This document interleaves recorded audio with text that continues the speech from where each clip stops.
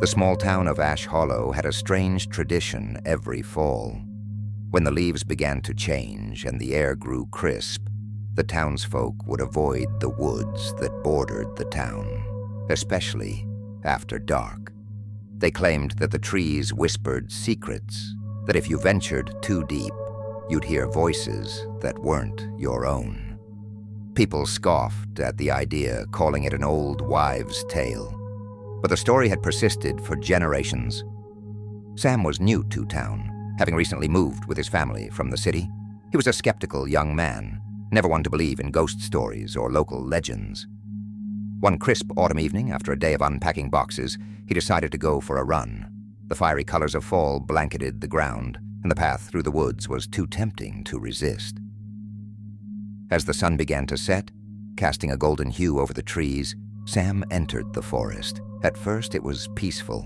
The crunch of fallen leaves under his feet and the cool breeze on his face relaxed him. But as he ventured deeper into the woods, the atmosphere changed. The air grew still, unnaturally so, and an eerie silence enveloped the trees. The soft rustle of the wind through the branches was replaced by something far more unsettling: whispers. Sam stopped in his tracks, his heart pounding. He looked around, but there was no one in sight. The voices were faint, as if carried on the wind, but distinct enough to send a chill down his spine. "Turn back," a voice whispered. He shook his head, telling himself it was his imagination playing tricks on him. But the further he went, the louder the whispers became. Soon the voices weren't just whispers. They were insistent.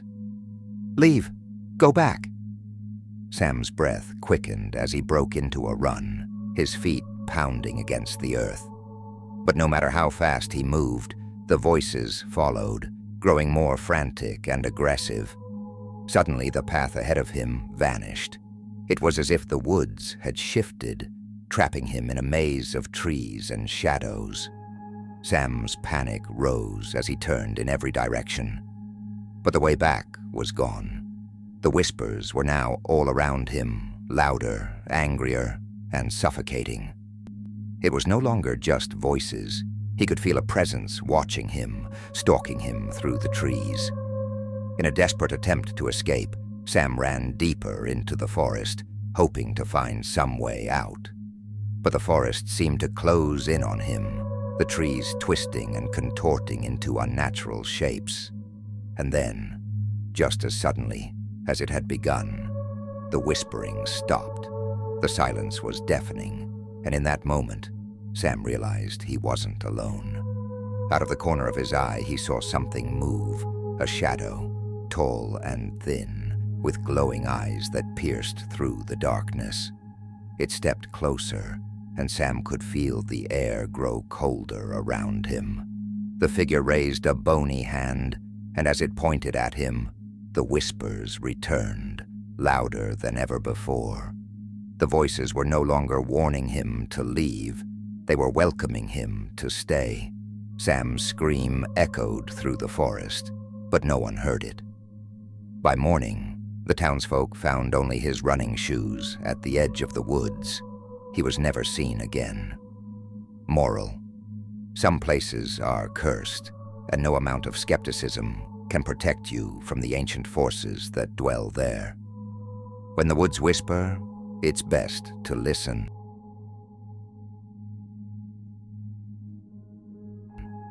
Every fall, the small farming community of Hollow Hill held an annual harvest festival.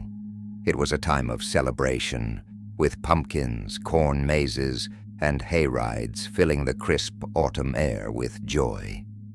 But there was one part of the festival that everyone feared: the Scarecrow contest. Legend had it that the scarecrows, once placed in the fields, were more than just stuffed figures.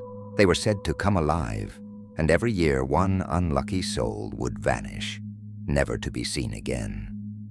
Lily had lived in Hollow Hill her whole life, but never believed the stories. This year, she was determined to win the Scarecrow contest. She worked for weeks on her creation, a tall, menacing figure with straw-stuffed arms and a burlap sack for a face. Its button eyes gleamed in the moonlight as she stood it up in the field behind her house, proud of her handiwork. The night before the festival, Lily couldn't sleep. A strange unease settled over her as she lay in bed, listening to the wind howl outside. Her bedroom window overlooked the field, and as she glanced outside, her heart stopped. The Scarecrow was no longer standing where she had left it. Instead, it was now positioned at the edge of the field, closer to her house. At first, she thought it was a trick of the wind, but as the night wore on, the Scarecrow continued to move. Each time she looked out the window, it was closer, its arms outstretched, its head tilted unnaturally to the side. By midnight, it was standing directly in her backyard, its button eyes glowing faintly in the darkness. Lily's blood ran cold as she realized the Scarecrow was no longer just a decoration. It was alive. Panicking, she grabbed her phone to call for help, but the line was dead. The wind outside grew stronger, howling through the trees as if the very earth was warning her of the danger. With trembling hands, she locked all the doors and windows, but deep down, she knew it wouldn't stop the Scarecrow. The house was silent, save for the sound of her own rapid breathing. Suddenly, there was a loud scratching noise at the back door. Lily's heart pounded as she crept towards the noise. Through the window, she saw it. The Scarecrow, now standing on her porch, its long, straw-stuffed fingers scraping against the glass. Its head jerked from side to side, as if it was searching for a way in. In a fit of terror, Lily ran to the basement, hoping to hide until morning. But the scratching continued, followed by the sound of heavy footsteps on the floor above her. The Scarecrow was inside the house. Hours passed in agonizing silence as Lily huddled in the darkness, praying it would leave. But then the footsteps stopped, replaced by a new sound, a low, raspy voice calling her name. "Lily?" She covered her ears, refusing to listen, but the voice grew louder, more insistent. "Lily, I'm coming for you." The basement door creaked open, and in the dim light, she saw it, the Scarecrow, its straw arms reaching out toward her, its button eyes gleaming with malice. Lily's scream echoed through the empty house, and by morning, she was gone. The townsfolk found her Scarecrow, still standing in the field, but there was something different about it now. Its burlap sack face looked more lifelike, and its button eyes seemed to follow them as they passed. No one ever entered Lily's field again. Moral: sometimes the things we create take on a life of their own, and when we ignore the warnings of the past, we may fall victim to our own pride. The annual fall hayride at Maple Creek Farm was always a favorite attraction for the locals.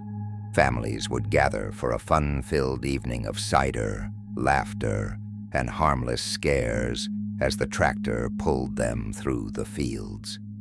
But one year, the hayride became something far more sinister. It was a chilly October night, and the air was thick with the smell of hay and damp earth. The moon was full, casting eerie shadows over the fields as the hayride set off into the darkness. Laughter and chatter filled the wagon as the riders anticipated the usual jump scares from actors dressed as ghouls and goblins. But as the tractor rumbled deeper into the fields, the atmosphere shifted, the air grew colder, and a thick fog rolled in, obscuring the path ahead. The cheerful chatter died down as everyone realized something was wrong.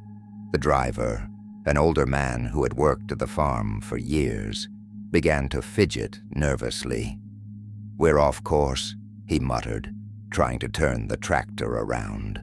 But no matter which way he steered, the path seemed to vanish into the fog.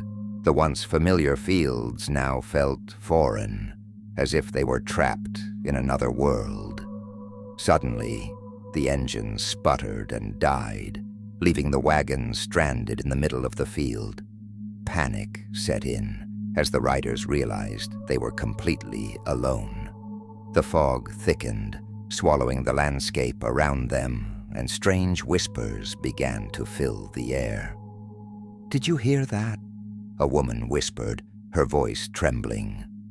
The whispers grew louder, circling the wagon like unseen predators. Through the fog, dark shapes began to emerge, shadowy figures moving slowly, deliberately, toward the hayride.